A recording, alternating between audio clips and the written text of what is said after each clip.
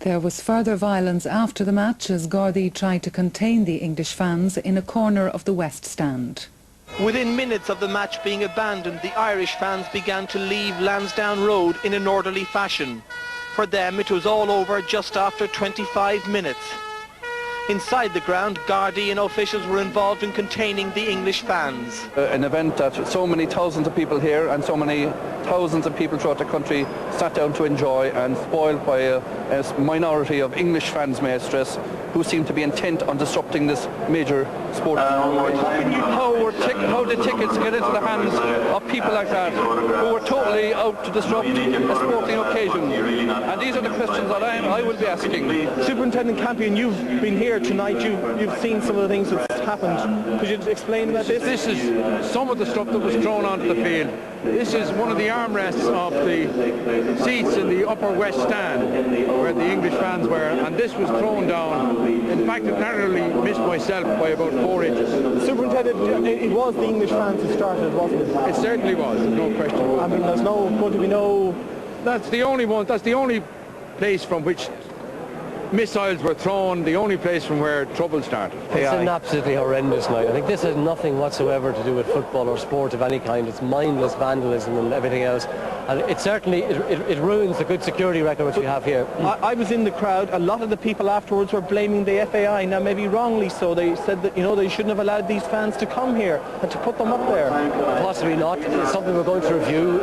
We bring fans from all over the world to our games. We bring the standard number of supporters that we send to fans normally.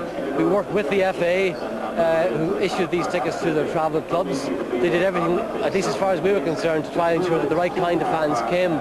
Obviously the right kind didn't come, and it's a worry for us. Well, Charlie Bird is now in O'Connell Street in Dublin city centre. Charlie, what's the atmosphere like there tonight?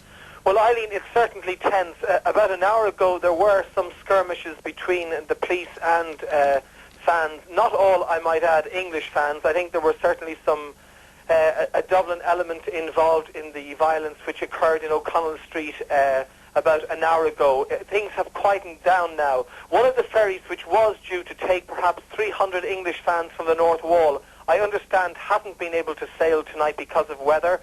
The Gardaí say that these fans are now, as it were, trapped in Dublin, and some of them are roaming around the city. There are maybe 500 or 600 Gardaí on duty, and certainly the situation in the centre of Dublin is contained. I understand that one fan was stabbed on O'Connell Street about an hour ago. I don't know his condition, but certainly at the moment everything is calm and quiet in O'Connell Street and in the centre of Dublin now. Thank you for that, Charlie. We hope it stays like that. Irish soccer fans leaving the ground were angry at what had happened, many of them criticising security arrangements for the match.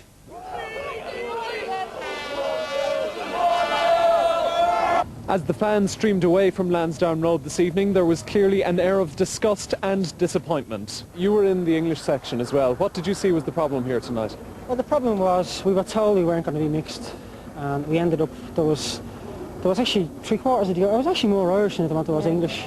There was more taunting going on than anything else. The seatiness ended up everywhere. What sparked it? It wasn't the goal that sparked it. It was mainly the taunting. Some English fans who'd been in the crowd said they were also disappointed at what had happened. I'm sick. Why should we have European football in England in 1996 when you've seen all this? What I'd like to know is who said we could have English football in European Championships in 1996? They've seen it in the late 80s, early 90s. They've seen it all. They've seen all the football violence. Liverpool got banned for 6 years. They've seen it all.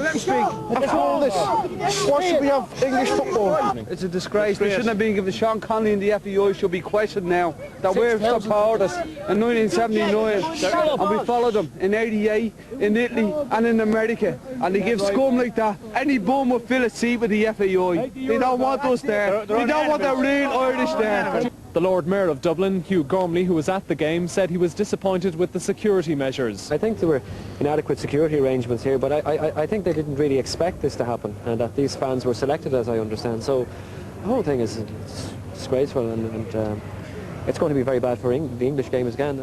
They're holding the European Championships, and I don't know, will they be allowed to go ahead at this stage? As the Irish team left to get on their team bus, some of the players told us how they felt. Andy, your reaction to what happened here tonight? It's a shame, isn't it? It's a very big shame. What can you do? Disappointed. Very disappointed. We're all disappointed. Paul, your reaction? The English fans are still here in the stadium and the situation here is still quite tense. Gardaí are waiting to clear everybody else before they take the English fans from Lansdowne Road. Now